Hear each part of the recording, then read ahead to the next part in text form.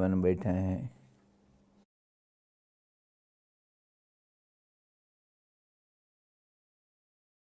हरि ओम। श्री गणेशाय नमः। ओम नमोस्तुते व्यासविशालबुद्धे फुल्लारविन्दाय तपत्रनेत्र येन त्वया भारततैलपूर्ण प्रज्वलितो ज्ञानमयः प्रदीप। ॐ ध्यानमूलं गुरुर्मूर्तिः पूजामूलं गुरुर्पदम् मन्त्रमूलं गुरुर्वाक्यं मोक्षमूलं गुरुकृपा। ॐ कृष्णाय वासुदेवाय देवकीनन्दनाय च नन्दगोपकुमाराय गोविन्दाय नमो नमः। मूकं करोति वाचालं पंगुं लंघयते गिरिं यत्कृपातमहं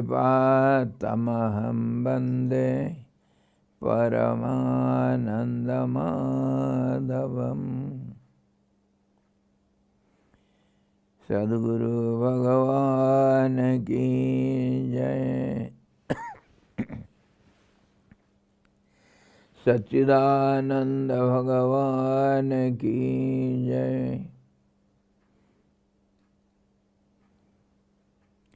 कृष्ण भगवान की जय। गीता महारानी की जय।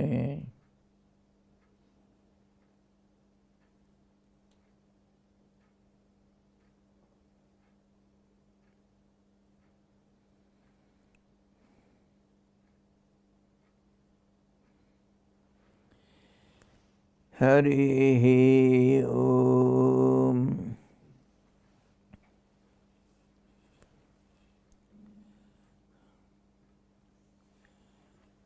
Yesterday we discussed Srimad Bhagavad Gita 13th discourse and the 5th sloka to the answer of Arjuna's question. Lord says, all the descriptions he is explaining to Arjuna about the body and the knower of the body and how the body functions, who is the doer here, everything we shall see slowly, gradually. So he said, we get all these informations from the scriptures and from the words of the great souls, realized souls, one who have been one with the Absolute. And he says, Mahabhutani ahankaraha buddhi avyaktameva cha indriyani dasam or ekam cha pancha cha indriyagocharaha.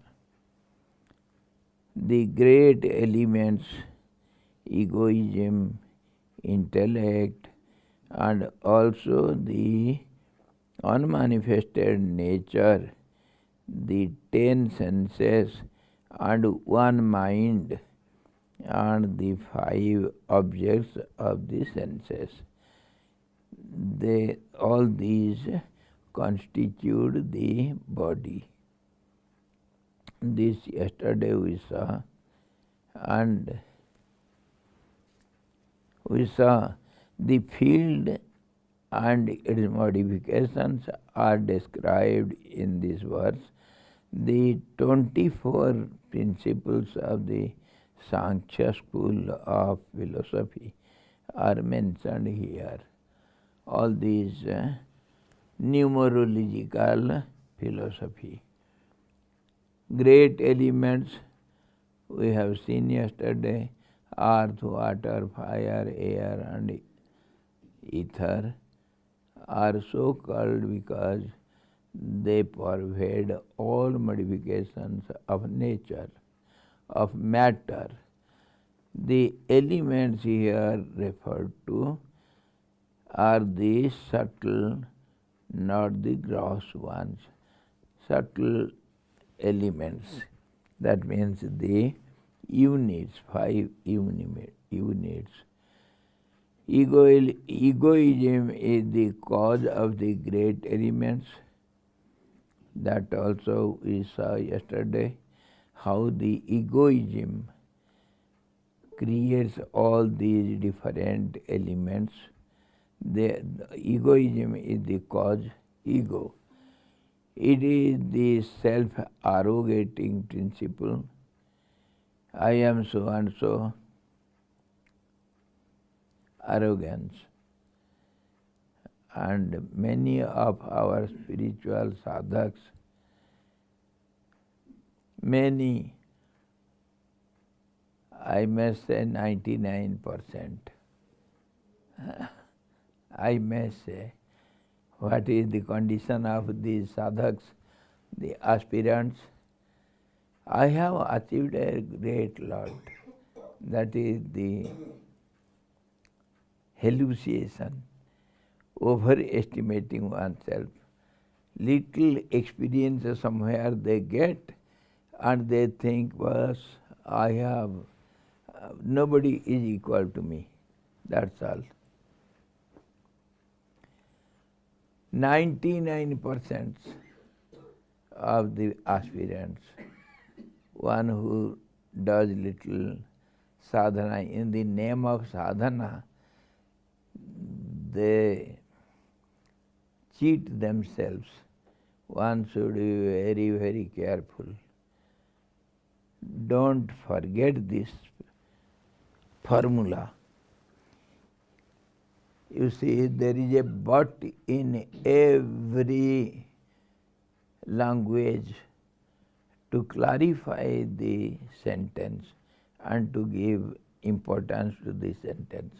We always use if, but, all these.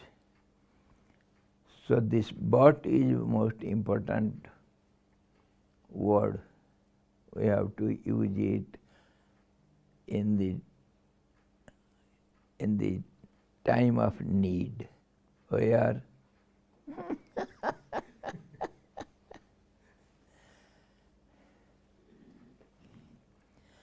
you see, contentment is a great, great quality. Santosha. We have seen Santosha amrita tiptanam jat sukham santa chetasam abhito brahma nirvana samam samadhi gacchati. One who has achieved this contentment, satisfied whatever he has in the worldly sense. Whatever I have, enough, I need no more. That satisfaction is a great, great quality. So, your mind will get rid of all the desires and you will not be restless.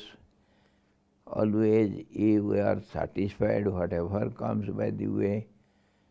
You don't plan to get something in future and you are not dependent on past.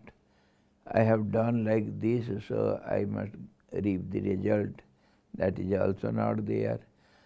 So living at present, whatever comes by the way, being satisfied, that also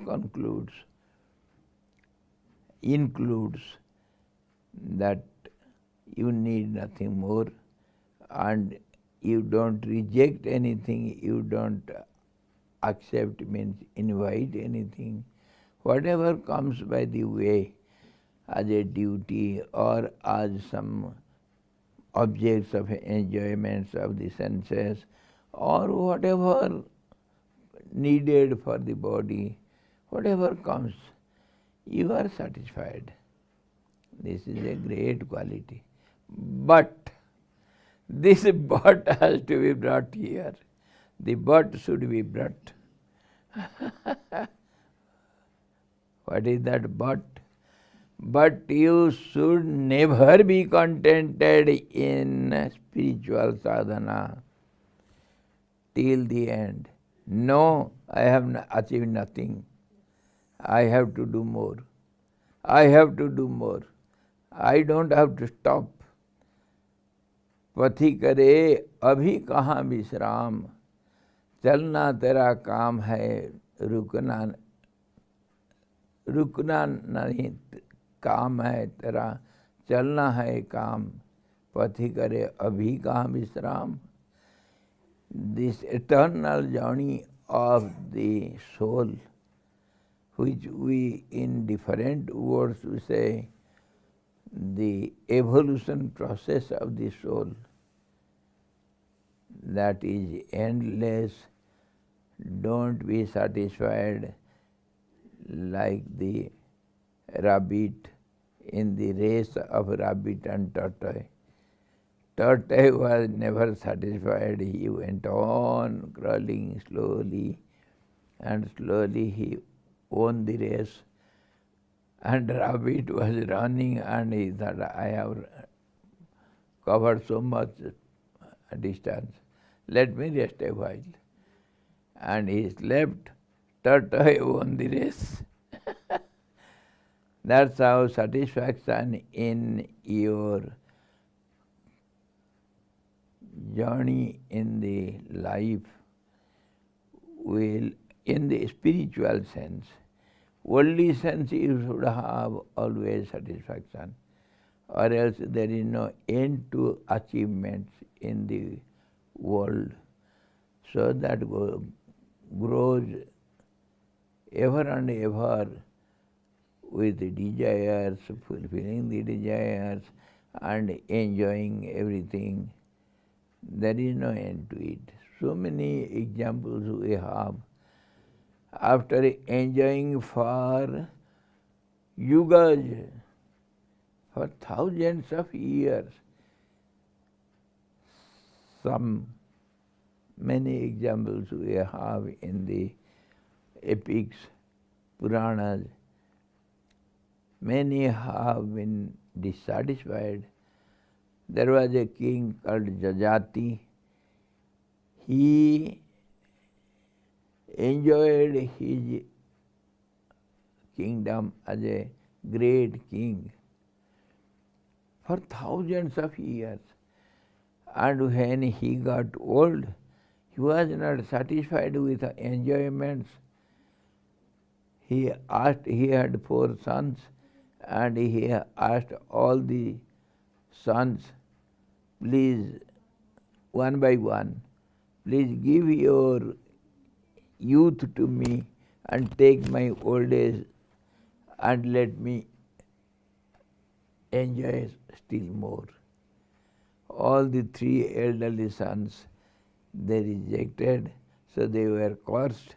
And the 4th Yadu, he gave his youth to father and accepted old age from the father. And that's how Jajati also went on enjoying for a pretty long time. And then he gave back his youth to Yadu. And that's how Yaduvans, our Krishna, etc., they were in Yaduvans. And there are so many other stories who are never satisfied with the worldly enjoyments. And they had capacities, so they went on enjoying.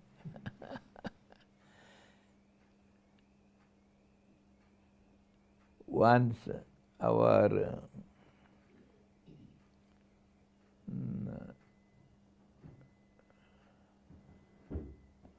who is that son of Bali, क्या नाम बलि का जो चारवाक का रचयिता,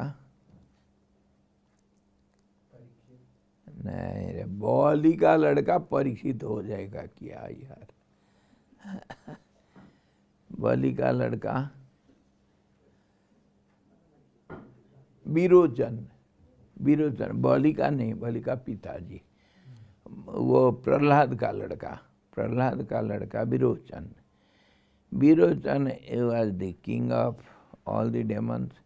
He ruled over 3 worlds for a pretty long time and enjoyed his life.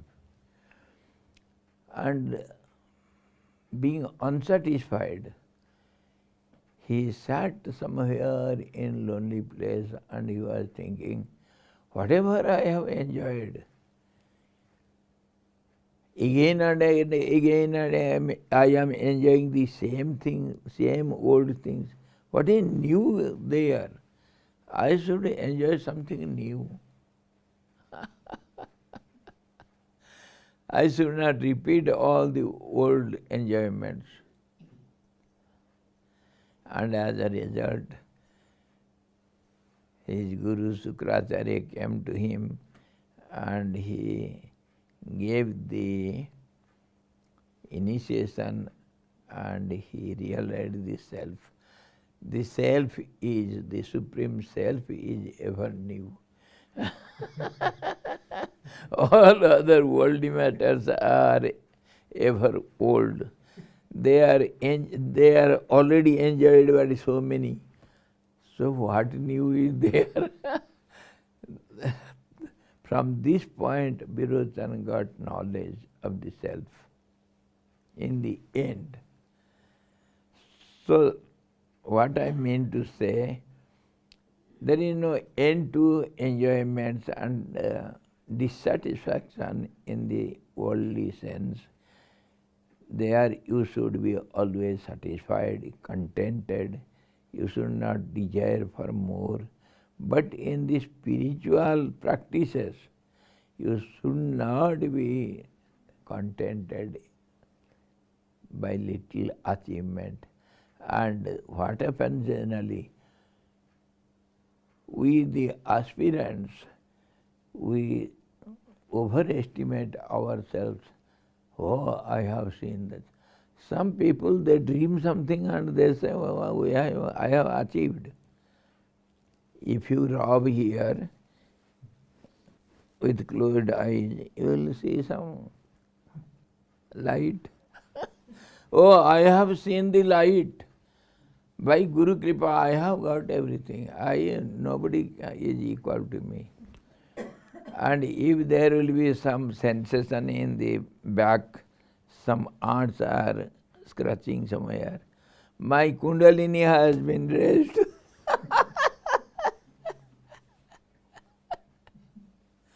All these foolishness one should be able to understand.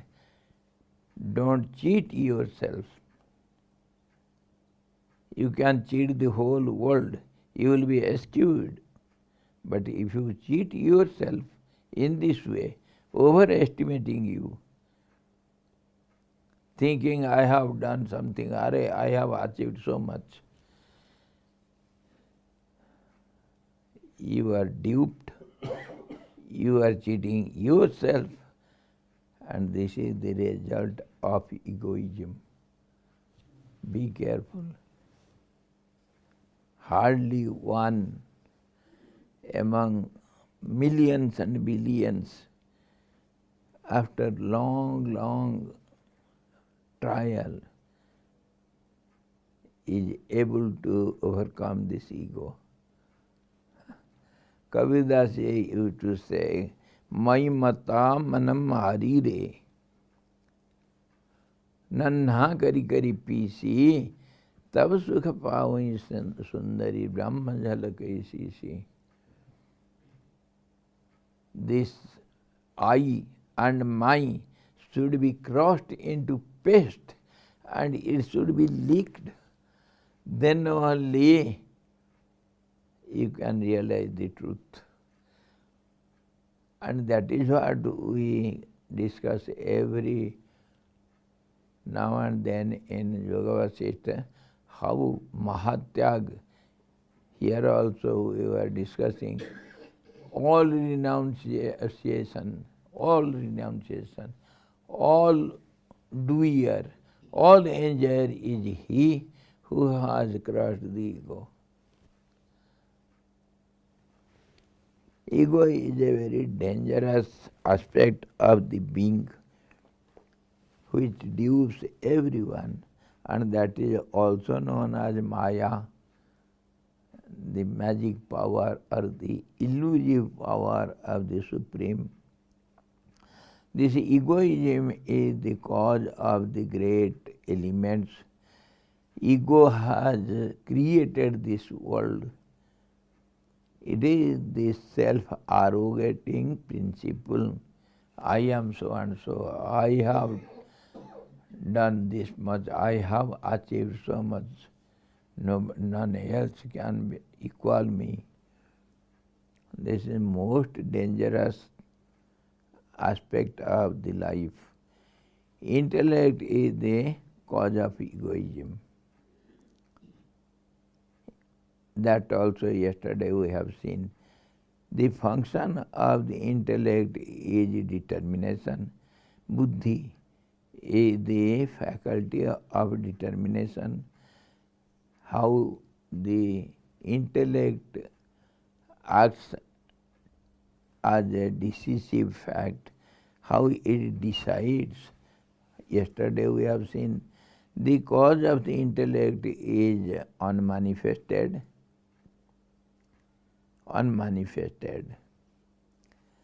Somewhere we have the formula in the Gita.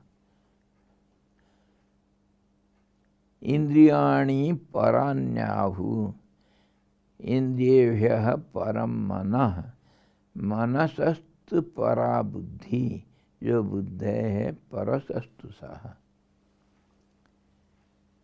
The body is taken as important object and better than or subtler than or greater than this body are the senses.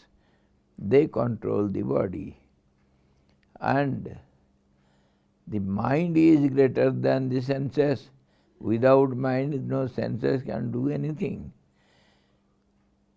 Mind is the controller of the senses and body, everything. And greater than the mind is intellect. Intellect, the decisive power. If nothing is decided, what mind can do, what anybody can do, he is blind to all the objects, sense objects. Decision makes something, gives value to the object, and then only you can use the objects for your enjoyments. So, intellect is greater than mind. Mind is ordinary flow of thoughts, and intellect is the decisive thoughts. And jo buddhehe parasastu saha. This is also taken in other sense. The cause of the body is the senses, better, greater, and cause. in every sense. And cause of the senses is the mind, and cause of the mind is intellect. And jo buddhe parasastu sa, one who is higher than or cause for the intellect, that is he. He means the absolute, which cannot be said in expressed by any words or any terms. So, see, the egoism is the cause for elements which are the ingredients of the whole creation, 5 basic elements. And cause of egoism is intellect. Unless things are decided, how can you use it, and how can you say it is I or mine? I and mine is the identity of egoism, which changes every now and then. So, the intellect is the cause for egoism, and the cause of the intellect is the unmanifested nature, which is never known to anyone. Unmanifested, we discussed yesterday, just as the seed which has the potency of future and past, all these manifestations. Trees.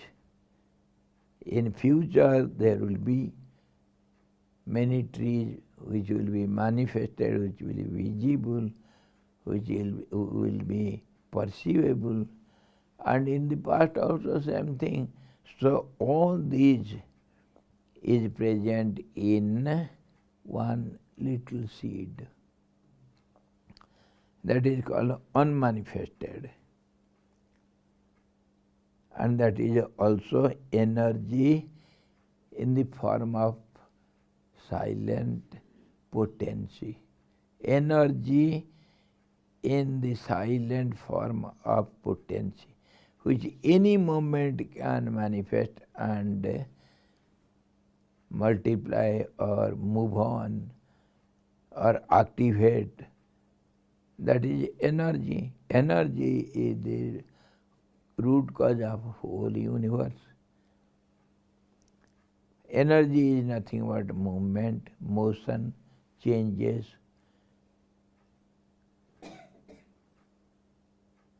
Daivi hesa gunamayi mama maya duratyaya.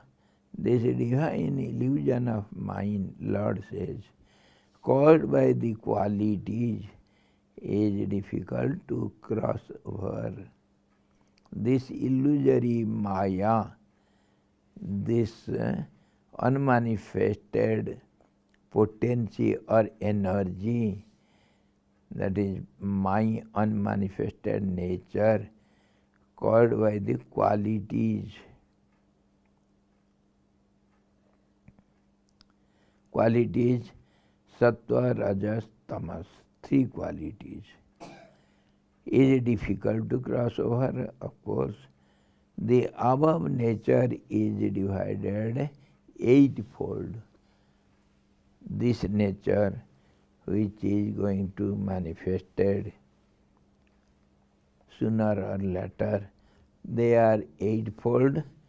They are bhumi rapo nalu vayuhu kham mano buddhirevacha ahankara इत्ययम में भिन्ना प्रकृति ही अष्टधा. 8-fold nature. When it manifests, then it manifests in 8-fold aspects. Bhumi, the earth, water, fire, air and ether. And mind, and intellect and ego. All these 5 elements and these 3 aspects. So in this way, eightfold nature.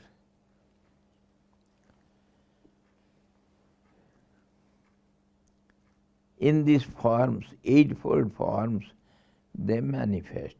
The in unmanifested nature manifests, and the creation is visible to us. To us means this is, of course, a very, very complicated sentence. Complicated sentence. Who are you to see all this creation? Who sees this creation?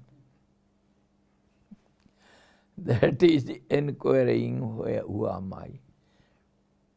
Inquire, who are you? Self-contemplation over the self.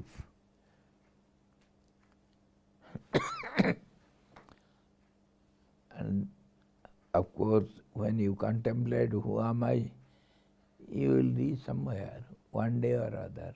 This is the only way to know the Supreme Self.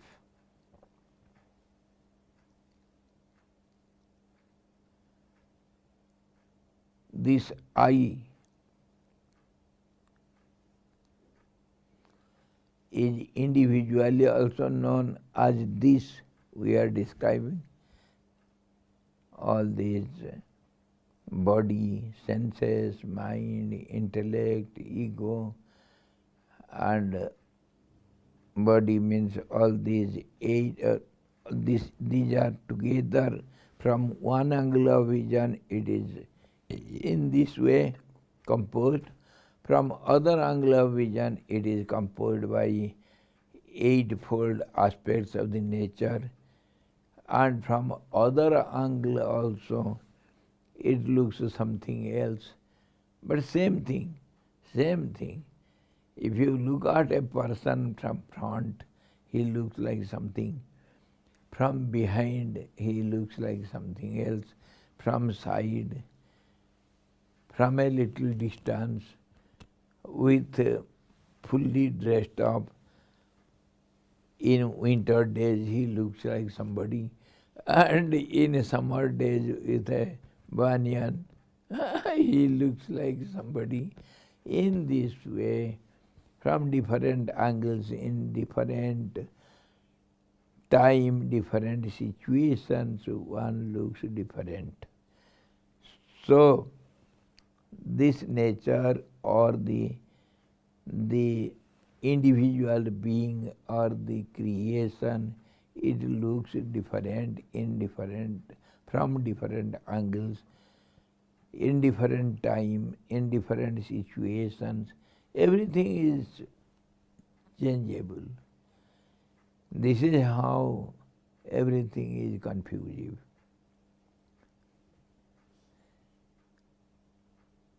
And the greatest or the simplest or the most difficult way is to stop everything, and then everything becomes clearer. Everything becomes clear to you. Because of these changes, motions and you see, modifications, transformations of the nature, that is energy, that is manifestation also, call it creation, whatever you call it. Because of these changes, it becomes confusing.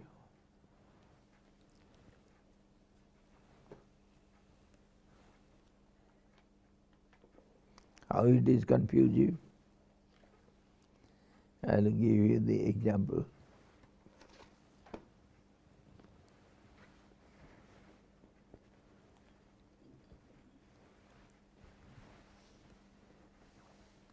आधारे magic rod कहाँ गया? अरे आजा.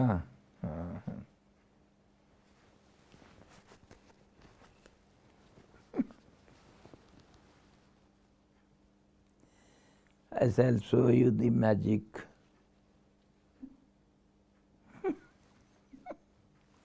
How the clarity becomes confusive. Okay.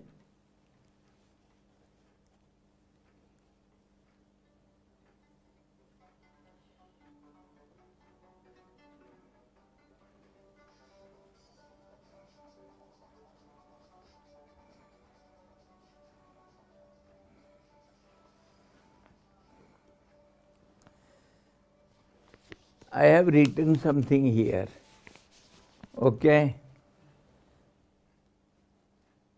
I have written something here. Suhasini, B. Sahib, are you able to hear, see what is written here? Are you able to see? Nothing, nothing. Yes. This is not known to you. I know what I have written. Okay. Now read it. Read it. Are you not able to read it? Why? Why?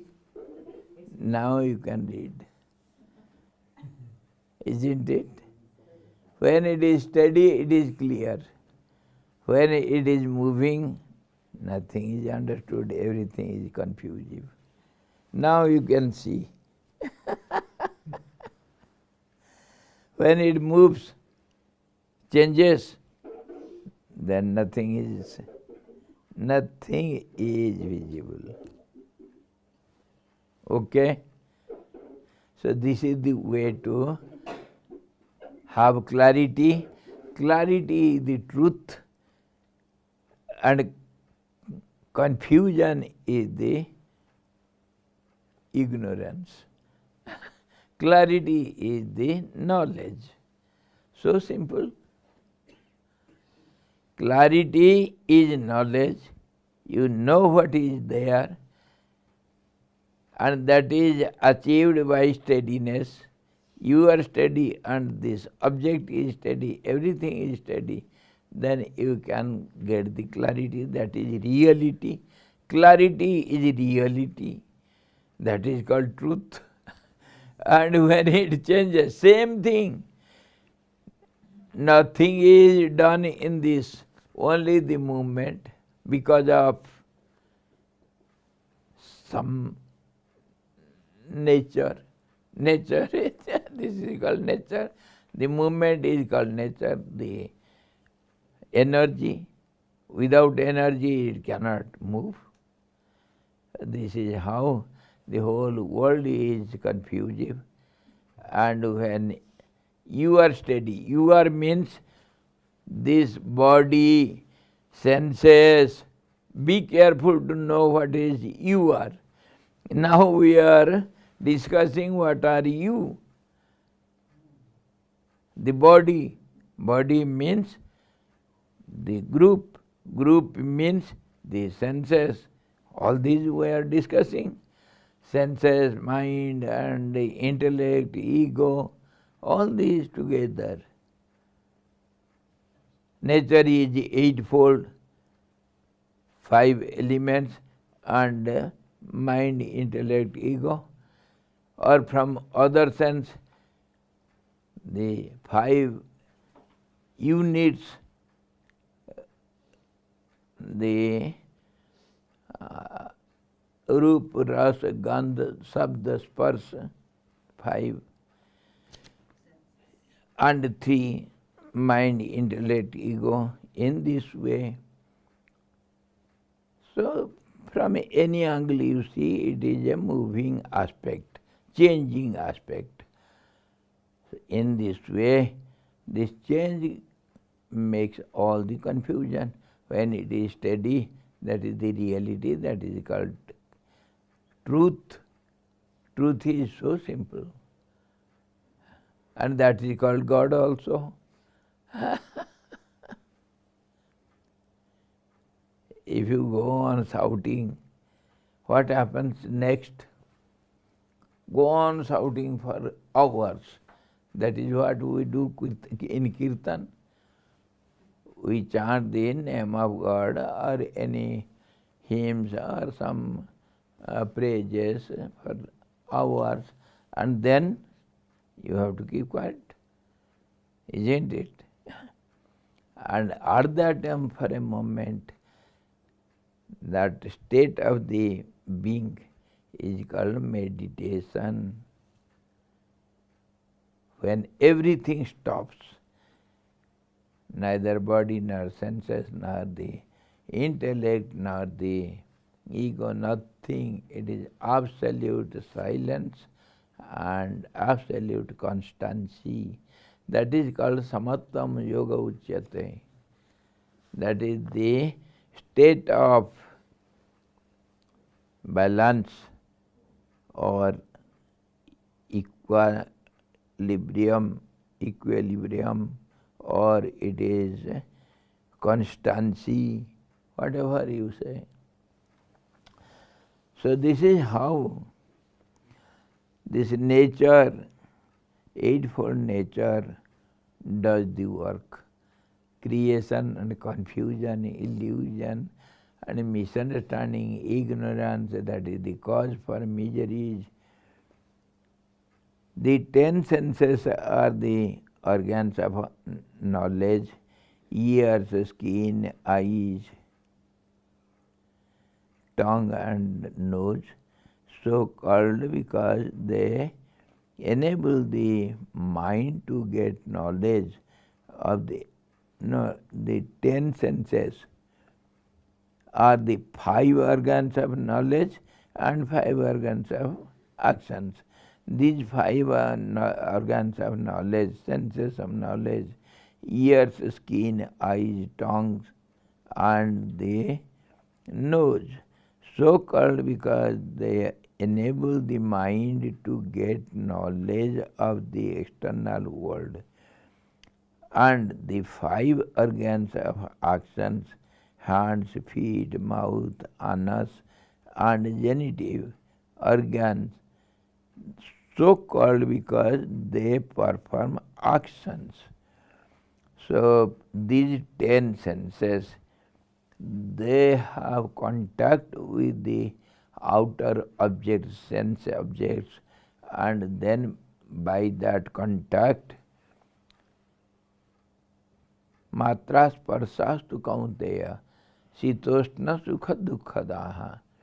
When the senses contact with the sense objects for a moment, just like heat and cold, etc., pain and pleasure, whatever, then they get some information of the object which is momentary and changeable.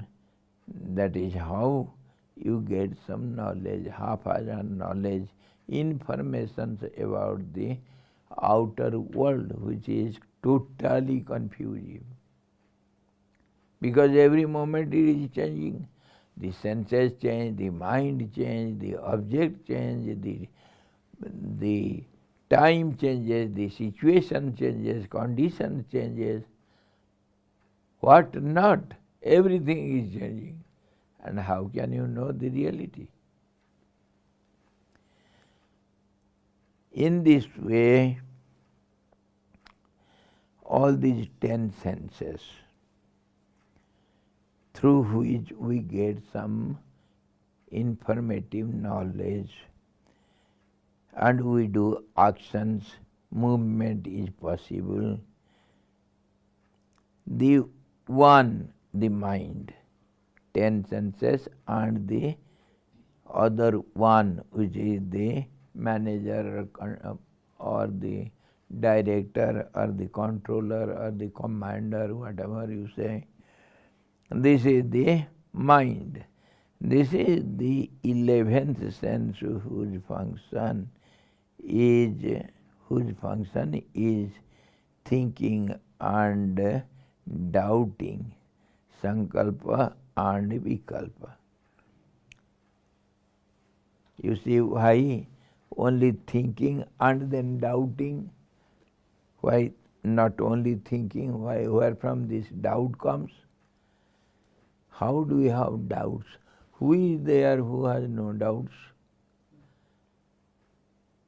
Nobody we can find. Everybody has doubts. In every respect, every moment we have so many doubts. Doubts are, if you become little analytic, means you see it analytically and with a contemplative mind. See, when one is there, have you got any doubt whether it is long or short? Have you got any question over it? Huh? Whether it is thick or thin, have you got any doubt in it?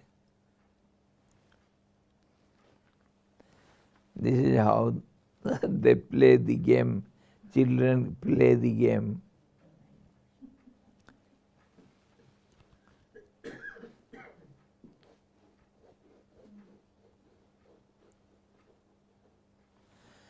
There is a line here.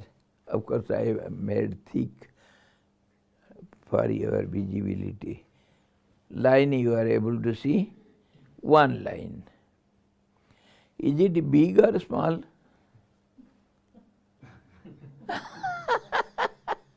Come on, have you got any doubt over it? Is there any question over it? No. One line.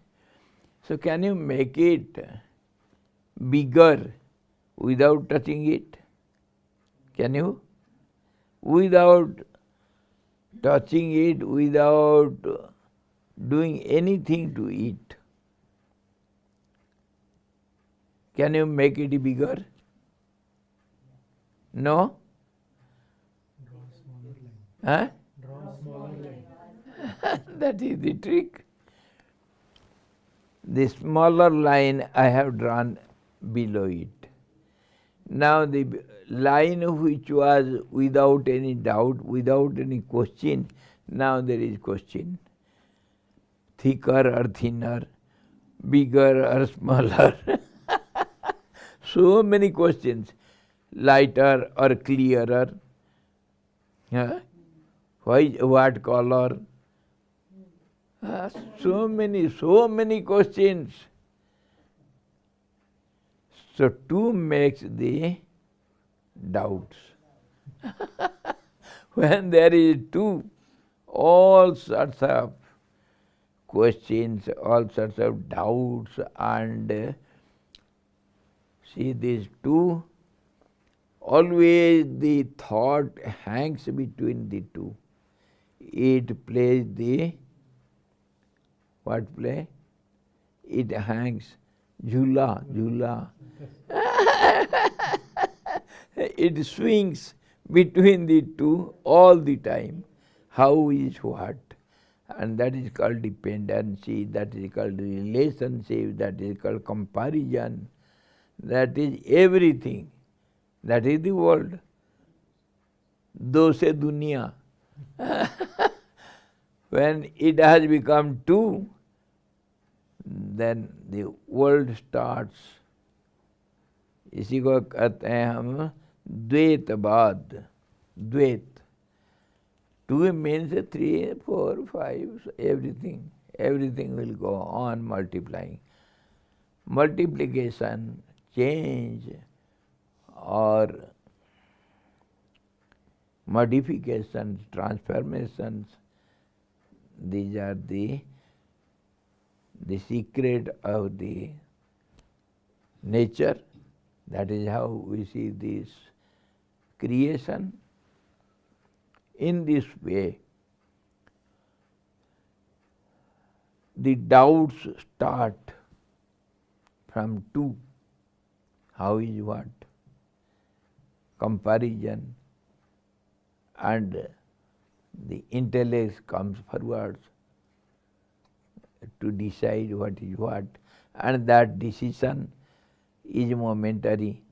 The third thought also comes up, fourth comes up. So it goes on, intellect goes on deciding, and decision between the decisions. So it goes on endlessly. Two thoughts have one decision, okay? Other two thoughts will have one decision. Then decision between decision, there will be comparison. So endlessly the intellect goes on working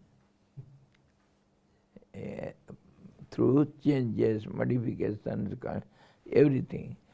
So in this way,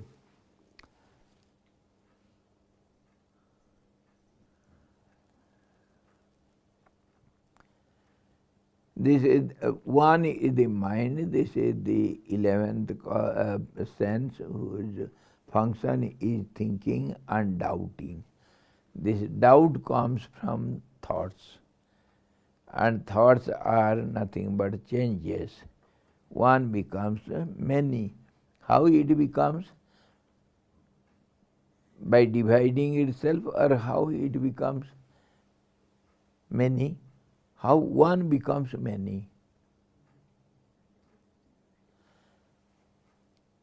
Come on. How one can become many?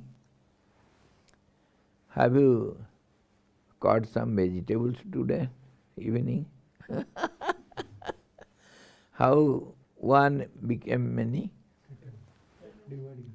Dividing or bringing some gaps. One becomes many, but the one remains one in all conditions. If you have cut the potato into 10 pieces, did it become something iron or copper or something else? It was only potato. So make it 1,000 parts, millions of parts. The potato remains potato all the time, so that one remains as it is. Nobody can harm the one. That is, in common sense, we say DNA or the common factor. The common factor never changes. Here also we can see. You see it is a paper. If I make it 2, has it become gold? One remains, the paper remains paper, make it as many as you like. This is how the truth is one, and at every condition, everything starts from one. Can you count from 2 onwards? Is there any way in your mathematics? Can you count from 3 or from 4, starting from 4? You have to start from 1 only. 1, that's how the Vedas say. In the very beginning there was one. You cannot go against it. By no means. Neither your modern scientists nor your old saints and sages, whatever intellectual persons or anybody, any way, from any angle, you cannot make this to be false. One was in the beginning, and one is now also. Everywhere the one is in the starting point. So, if one has become many, what will you find in many? The one is a common factor everywhere. The 20 also has one. The 21 also has 1. The 0 has also 1. How many zeros? Count it. If it is decimal, that there also 1. So 1 cannot be deleted. It is present in all conditions, everywhere, by all means. So that is the hidden truth. And how it is hidden up? By many. When you go on counting many, then 1 is forgotten. And 1 is there always with you. So in this way, this doubting factor comes when many or two, 1 becomes many. This is how sankalpa and vikalpa also. Vikalpa, the opposite comes forward. The 1 when becomes 2, 1 will be positive, other will be negative naturally. The day is day and night. There is night only when there is day. And where is day, then night has to be there. The opposite. If you have front, you have to have a backside. Up means down. So, I have a language. You may laugh at my language. The child means old. And the window means door. Roof means floor. It is roof for ground floor. For the second floor, it is when there is cause, that is effect also is there, side by side. In this way, 2 creates doubts, and these doubts are nothing but positive and negative, comparative, and always sankalpa and vikalpa. If this is this, then what is the opposite of it? That is called vikalpa, means the opposite of it.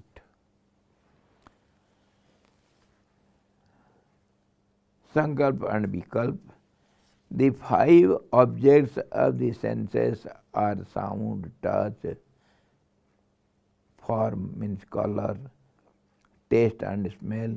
These are the 5-fold pastures of the senses. Just as the cow goes for grazing grass in the pasture, so also gochar. Gochar means go means not only the cows. Go means the senses also. Char means the pasture where they have to walk around. Gochar means wherever the senses can go and have their business.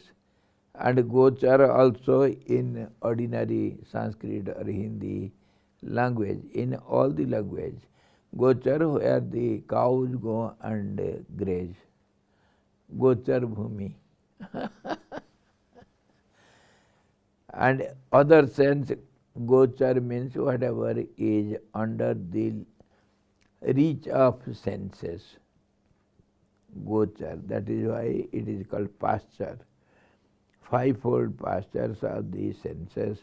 All the great elements, egoism, intellect and senses and mind are all observed in the unmanifested at the time of the cosmic dissolution. How the dissolution takes place? Whatever is moving, that becomes steady. That's all. That is called non-moving. That is called non-manifestation. That is called steadiness. And that is called, there the potency is silent. just as in the seed. In this way, unmanifested at the time of the cosmic dissolution. When there is no movement, everything is silent, that is called dissolution. Pralay, pralay उसी को कहते हैं. Everything becomes silent.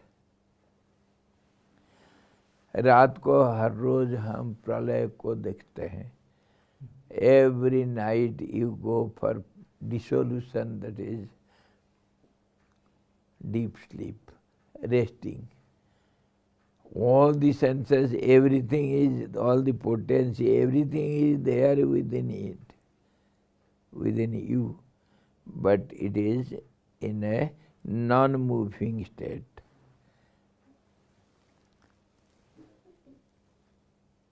All the great elements, this we have seen, on it is observed in the unmanifested at the time of the cosmic dissolution, the total dissolution.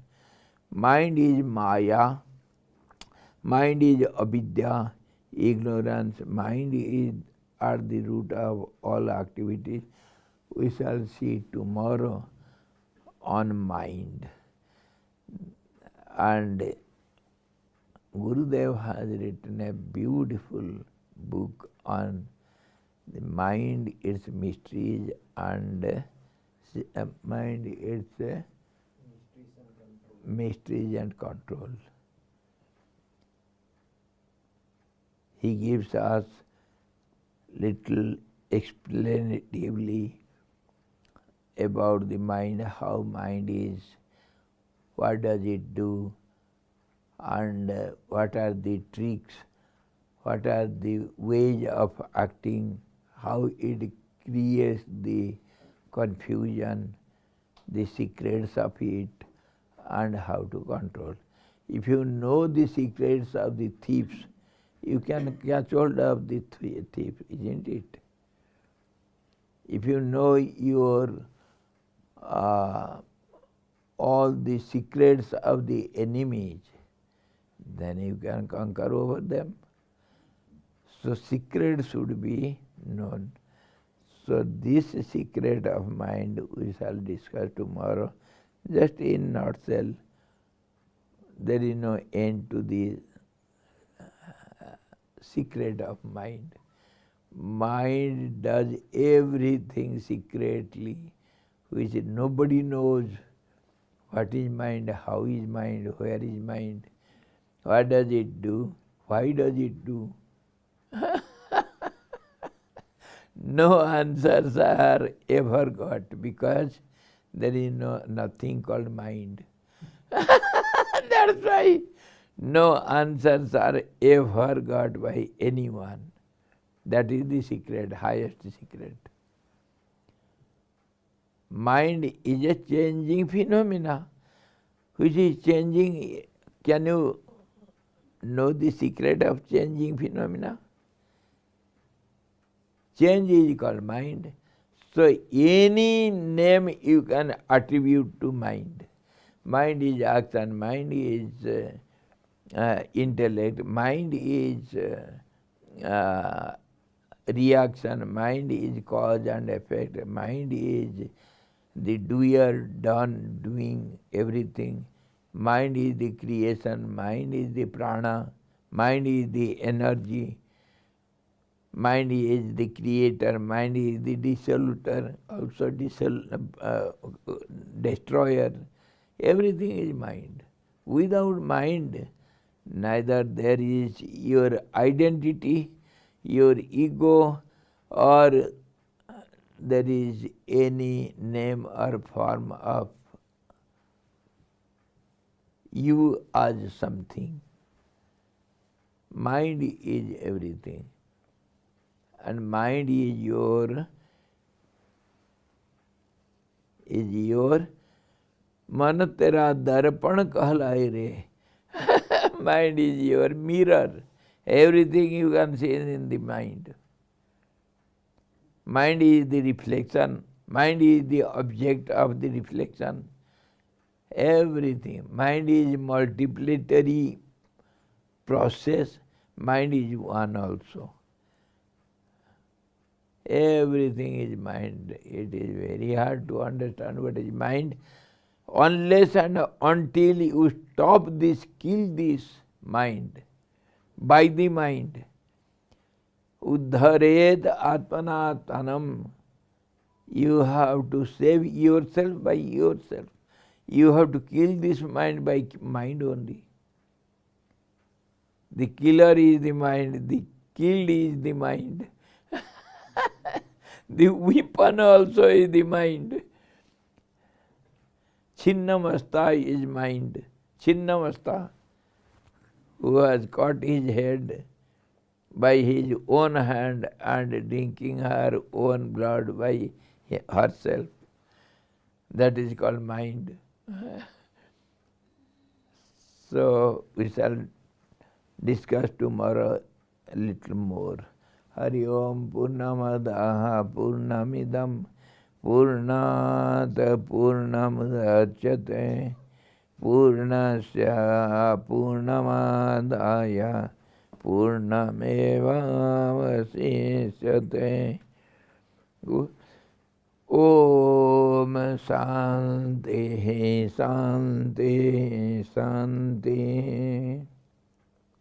Sadguru Bhagavan ki jai, Sachidananda Bhagavan ki jai, Krishna Bhagavan ki jai, Gita Mata ki jai.